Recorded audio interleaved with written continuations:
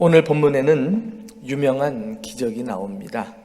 교회를 다니지 않는 사람도 한 번쯤은 들어보았을 내용입니다.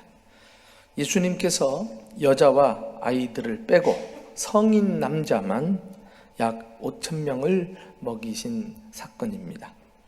떡 5개와 물고기 2마리로 먹이셨다고 해서 오병이어 기적이라고 부릅니다.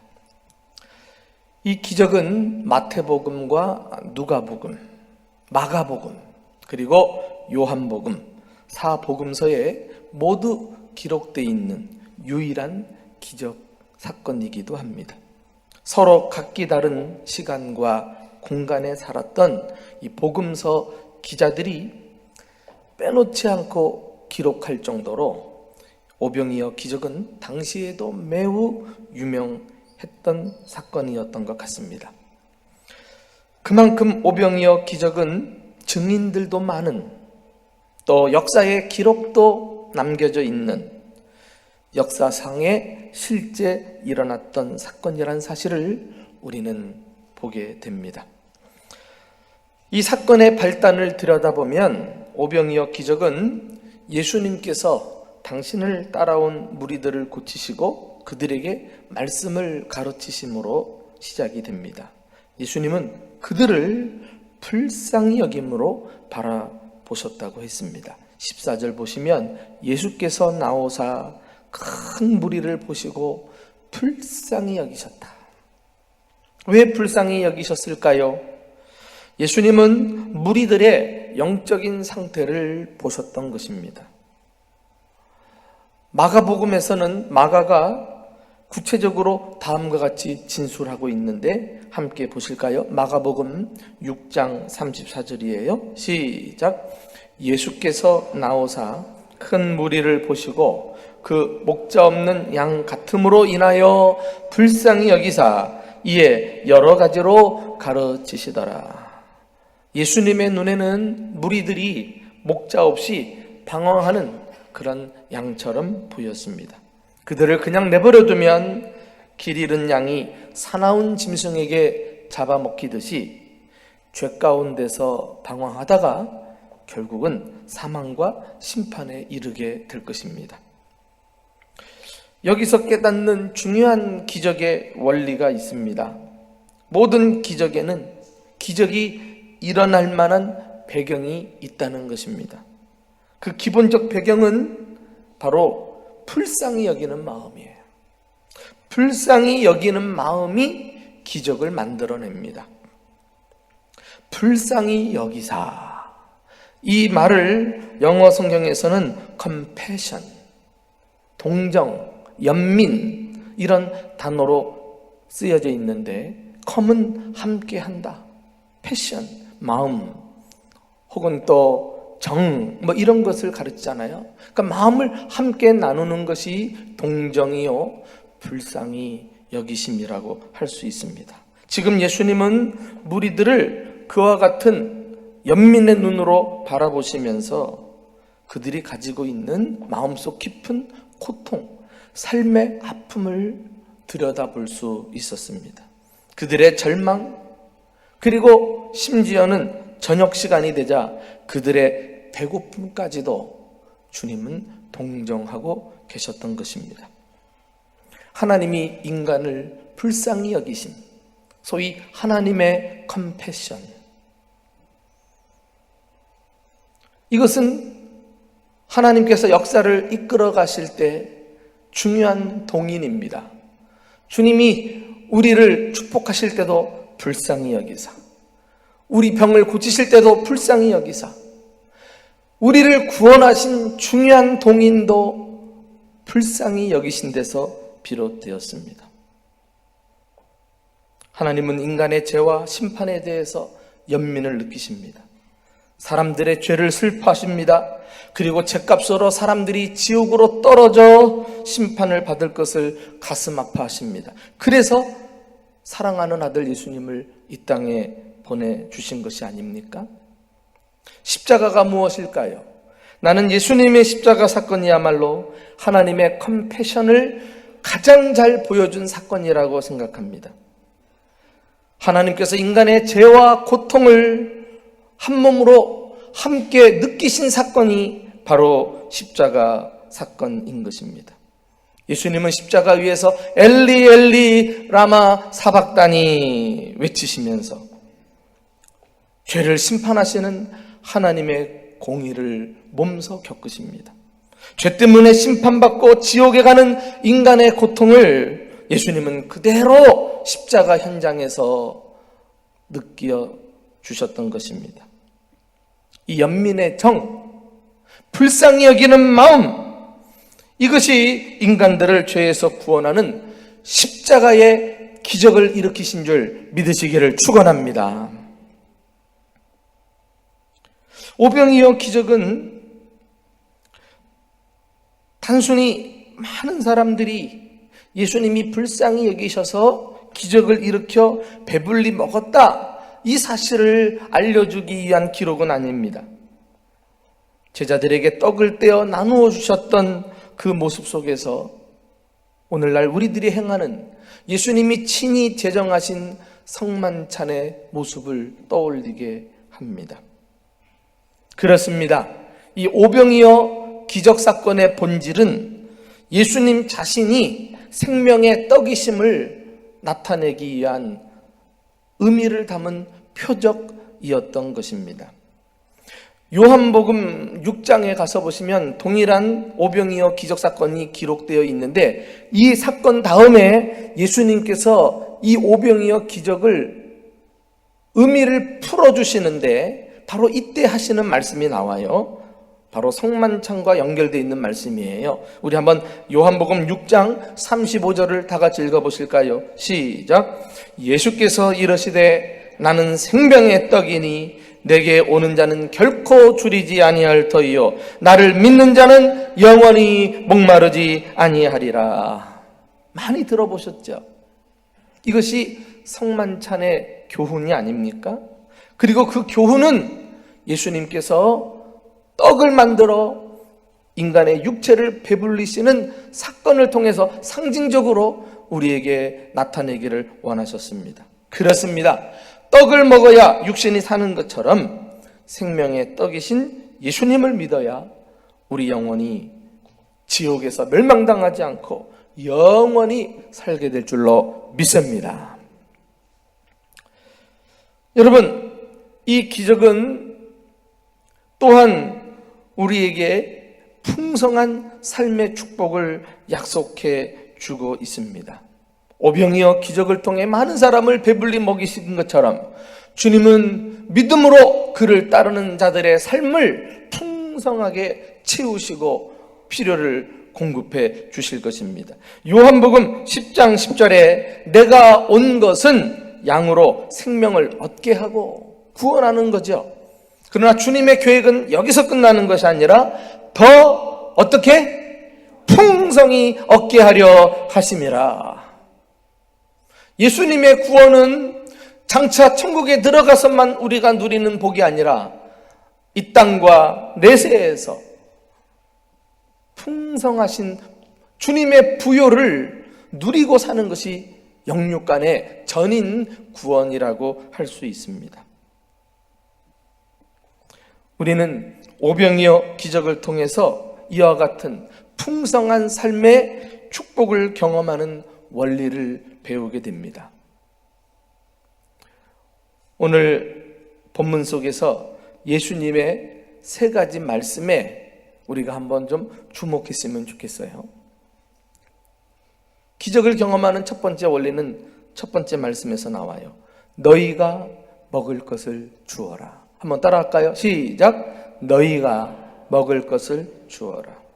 어느덧 저녁이 되었습니다. 제자들은 예수님을 찾아가서 요청해요. 15절 말씀에 주님, 이곳은 빈들입니다. 날도 저무는데 어떻게 해야 하겠습니까? 사람들을 마을로 보내서 무엇을 사 먹게 해야 하지 않겠습니까? 자, 무엇을 의미할까요? 제자들도 예수님처럼 사람들을 불쌍히 여기는 마음을 갖게 되었다는 것입니다. 무리들이 하루 종일 예수님을 따라다녔기 때문에 그들을 보니까 지쳤을 것 같고 또 저녁이 됐으니까 배가 얼마나 고프겠어요. 그들에 대해서 관심이 들어온 거예요.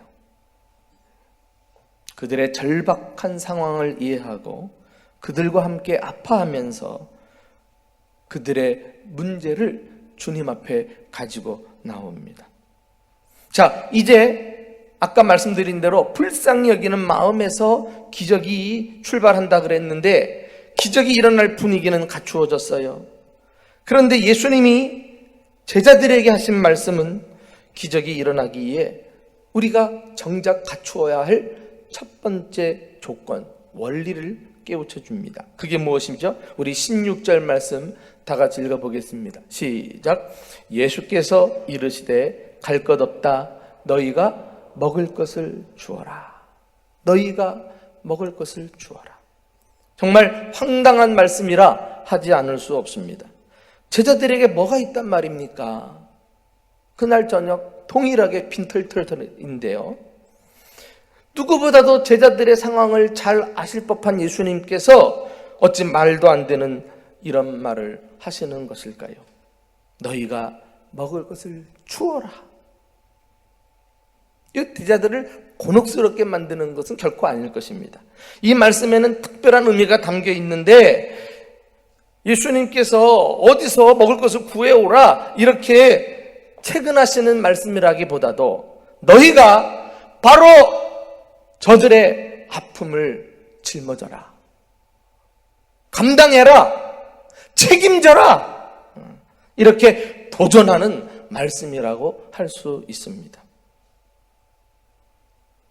우리는 기억해야 합니다.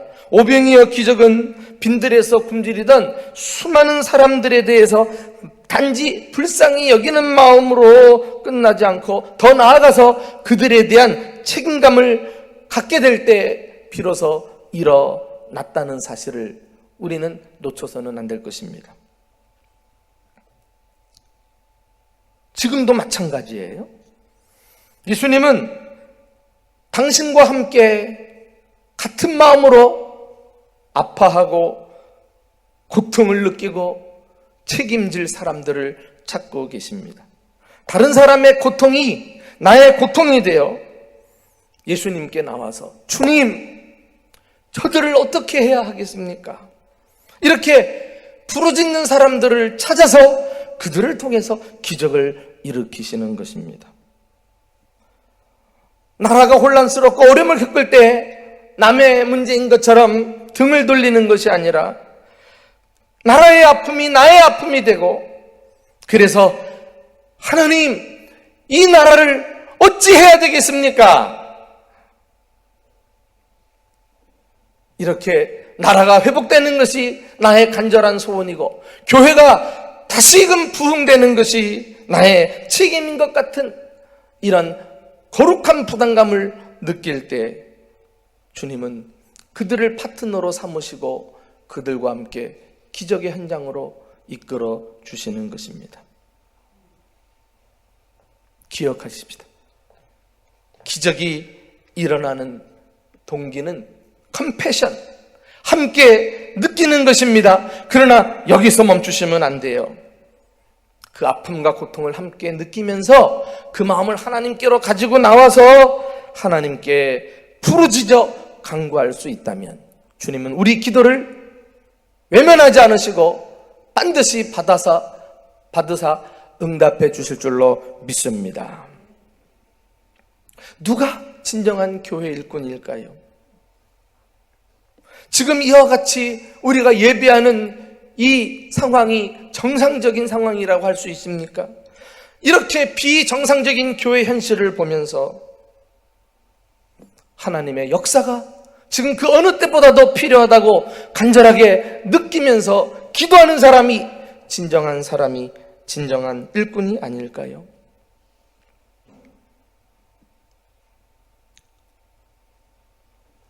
그래도 우리에게는 하나님께서 건강을 주시고 담력을 주셔서 코로나 위협 속에서도 비록 거리를 두기를 하고 있지만 예배드리게 하십니다.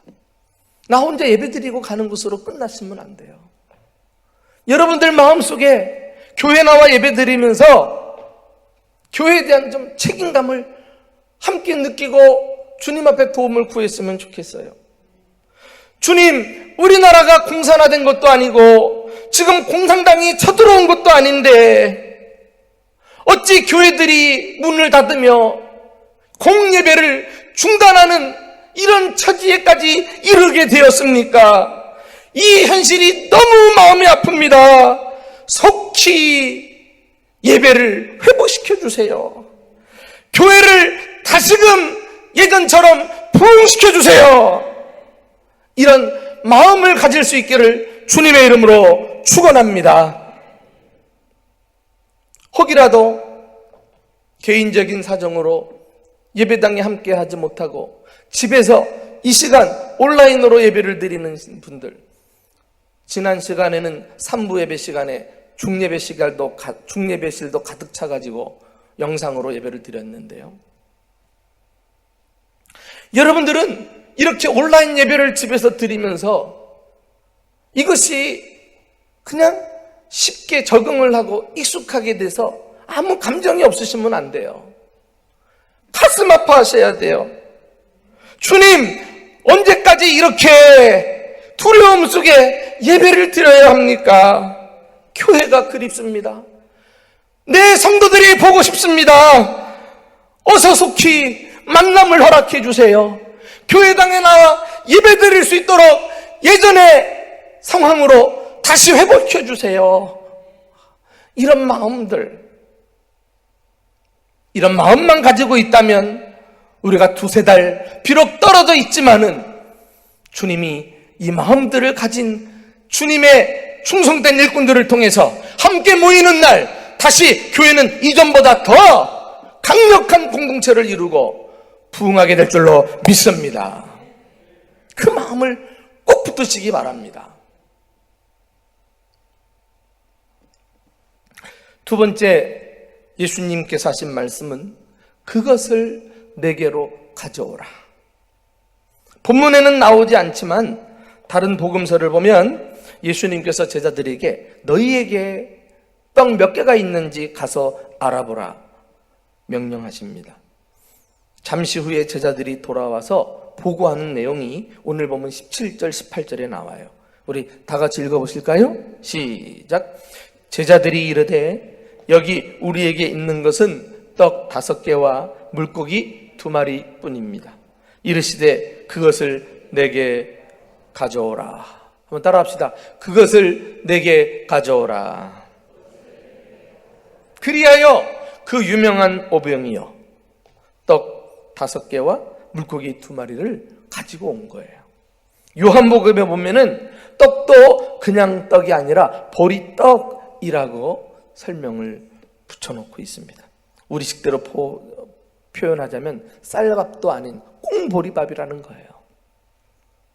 또 물고기는 어떻습니까? 그냥 우리가 생각하는 이렇게 넓적한 큰 생선이 아니라 옵사리온이라는 단어를 쓰고 있어요. 이 옵사리온이라는 물고기는 상품 가치도 없고 먹거리도 안 돼가지고 어부들이 잡아서는요 해변에 그냥 버려요. 그러면은 가난한 갈릴리 근방에 사람들이 와가지고 그것을 주워다가 소금에 절여서 겨우 허기를 채우곤 했거든요. 그런데 이 작고 볼품없는 것이 성인 남자만 5,000명, 학자들은 그들과 함께 따라붙은 가족들, 어린아이들까지 합치면은 2만 명은 좋게 될 것이다. 이렇게 추정을 합니다. 이렇게 작고 보잘것없는 것이 2만 명이나 되는 사람들을 먹이고 12강주리가 남는 엄청난 기적을 일으키게 된 것입니다. 사랑하는 교우 여러분, 사람의 생각으로는 도무지 있을 수 없는 일이지만 오병이어를 가지고 5,000명을 먹이실 수 있는 분은 예수님이십니다. 그것을 믿는 것이 믿음인 줄로 믿습니다. 기적은 사람에게 속한 것이 아니에요. 어차피 하나님께 속한 것이면 믿음으로 반응하고 봐야죠. 나는 오직 내게 있는 것을 비록 작은 것일지라도 주님 손에 맡겨드리기만 하면 되는 거예요. 여기에 기적의 두 번째 원리가 나옵니다. 내 것을 주님께 드리는 거예요. 작은 헌신이 큰 열매를 거둡니다. 큰 기적을 가져오는 것입니다. 그것이 내 손에 있을 때는 심히 보잘것없고 작은 것이지만 믿음으로 주님 손에 맡겼을 때 주님은 그것을 사용하셔서 상상할 수 없는 엄청난 기적을 일으키신다는 사실을 아십니까?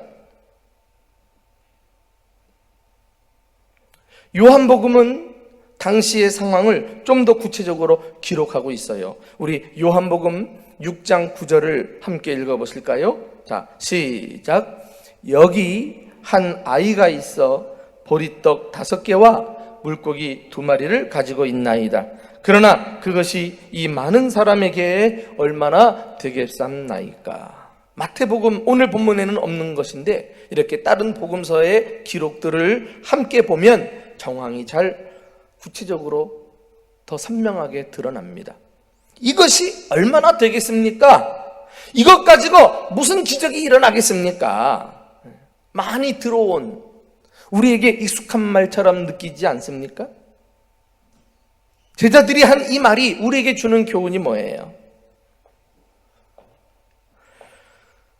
우리는 제자들처럼 머리로 계산을 해보고는 주님, 아무리 생각해도 안 되겠는데요?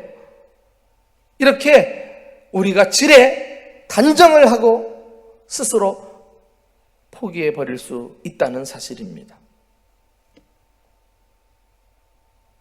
우리에게 있는 것, 현실을 보니까 너무 불가능해요. 작아요. 보잘것없어요. 그래서 기적을 경험하지 못하고 지레 포기해버린 일이 얼마나 많습니까? 이것이 얼마나 되겠습니까? 주님의 나라는 항상 현실론을 가지고 계산하는 사람들에 의해서 발목이 붙잡혀왔다는 사실을 아십니까? 믿음은 기적을 믿는 것일진데 그 불가능한 현실 속에 믿음을 발동시켜야 되는데 그것은 간 것 없고 눈에 보이는 것을 가지고 계산을 하니까 그냥 안 믿는 사람하고 똑같은 수준으로 가는 거예요. 일본에 존경받는 기독교 성자 우찌무라 간조가 이 본문을 보고 이렇게 말했어요. 하나님 앞에서 계산하는 죄를 결코 짓지 마라.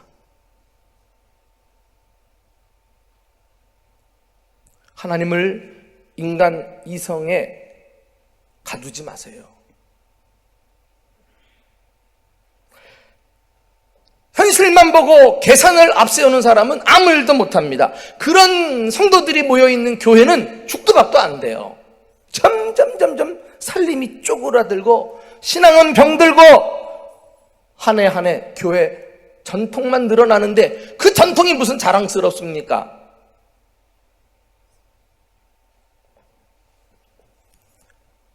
현실은 불가능하고 실제 가진 것은 보잘것없어도 주님께 맡기는 이 믿음으로 반응하면 그것이 기적을 일으키고 상상할 수 없는 하나님의 놀라운 계획을 보게 될 줄로 믿습니다. 주님의 일은 항상 그런 믿음으로 주님 손에 맡겨드리고 자기 것을 비록 작지만 헌신하여 드리는 사람들을 통해서 역사가 이루어져 왔다는 사실을 아십니까? 그런데 우리가 주목해야 할 표현이 또 있어요. 여기 한 어린아이가 있어. 여기 한 아이가 있어. 알고 보니 이 오병이어는 어린아이의 점심 도시락이었어요. 어린아이도 어머니가 싸주신 도시락, 도시락이라 해서 형식을 갖췄겠어요. 어린아이 손에 쥘 수 있는 정도의 보리떡과 물고기니까 얼마나 작은 것들입니까? 이걸 꼼지락꼼지락 언제 먹을까 이러고 있었던 차에 제자들이 그것을 찾아내가지고 그 아이가 예수님 손에 드린 것 아닙니까? 여러분, 놀랍습니다. 어린아이 헌신으로 그 어른들이 배불리 먹었다니요. 마침 오늘이 어린이 주일인데요.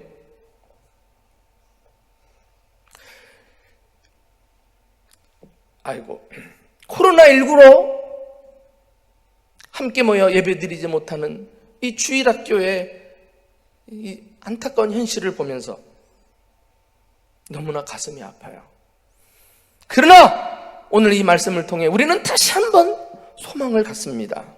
비록 어려운 중에도 하나님은 그 어릴 적부터 주님의 나라를 위해 헌신하는 참된 믿음의 사람을 남겨두신 줄로 믿습니다.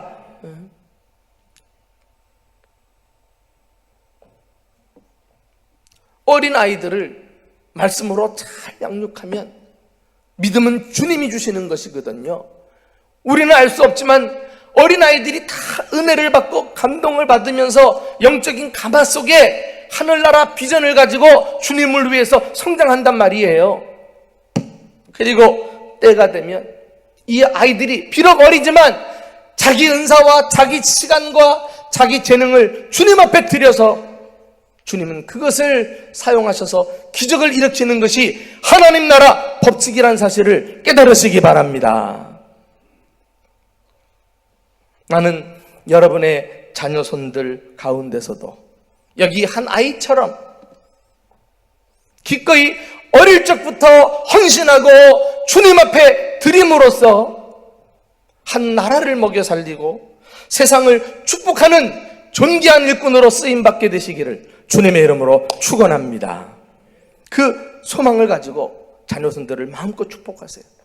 선생님들이요, 낙심하지 마세요. 좌절하지 마세요. 주님은 어려운 중에도 믿음의 사람들을 우리 품 안에서 길러내십니다.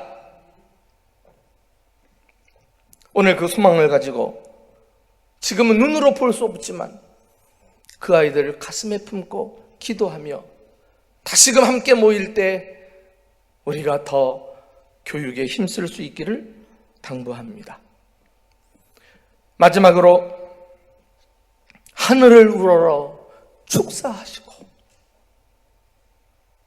예수님은 어린아이의 오병이어를 받으시고 축사하셨다 그랬어요. 우리 19절 말씀 다 같이 읽어보실까요? 19절 시작. 무리를 명하여 잔디 위에 앉히시고 떡 5개와 물고기 2마리를 가지사 하늘을 우러러 축사하시고 떡을 떼어 제자들에게 주심에 제자들이 무리에게 주니. 여기 축사하시고, 이것은 감사하셨다는 말이에요. 예수님이 하신 말씀이 구체적으로 표현은 안 돼 있지만 축사하셨다는 이 말씀 속에 이 어린아이가 바친 보잘것없는 것을 가지고도 주님 감사합니다, 그 음성이 들리지 않습니까? 그래요. 기적을 일으키는 세 번째 원리는 감사하는 거예요. 감사. 어떻게 생각하면 이 장면은 기가 막힌 장면입니다. 누가 보아도 감사할 상황이 아니거든요. 생각해 보세요. 앞에는 수많은 군중들이 앉아 있습니다. 예수님 손에는 어린아이가 바친 작은 것이 들려져 있어요. 이걸 가지고 어떻게 하란 말이에요? 감사가 나옵니까? 그런데 그때도 감사해야 하는 것이 믿는 사람의 태도예요. 사복음서의 기록을 보면은 이 오병이어 사건을 서술하면서요, 저마다 다릅니다. 어떤 것은 생략하고, 어떤 것은 보태고, 어떤 것은 구체적으로 기록하고, 어떤 것은 그냥 간단하게 기록하고. 그래서 사복음서 모두를 봐야 오병이어 사건 전체가 정확하게 들어오거든요. 그런데 그 사복음서에서 한결같이 빠뜨리지 않고 기록한 표현이 있으니 그게 바로 축사하시고 He gave thanks. 감사하시고.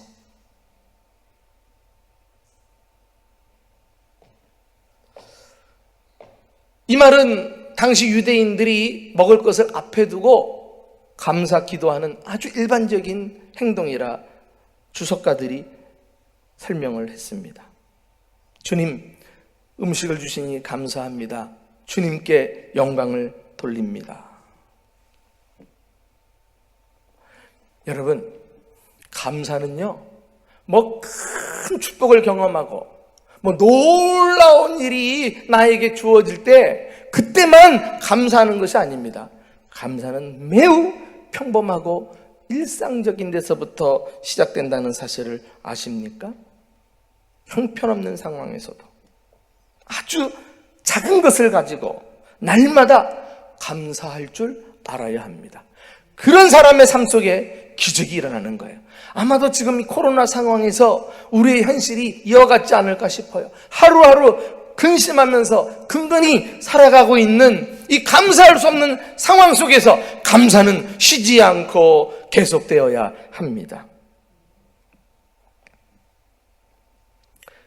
이 감사는 일상적인 것이고 아주 평범한 것이지만은 그 속에 미래에 대한 신앙 고백이 담겨져 있는 놀라운 신앙적인 태도라는 사실을 아십니까? 예수님은 현실을 넘어 미래를 바라보셨어요. 지금은 오병이어를 가지고 있지만 이것은 이제 곧 5,000명 아니 2만 명을 먹이고도 남는 놀라운 기적의 마중물이 될 것이다. 그 믿음을 가지고 있으니까 주님께서 감사하실 수 있는 거예요. 하늘을 우러러서.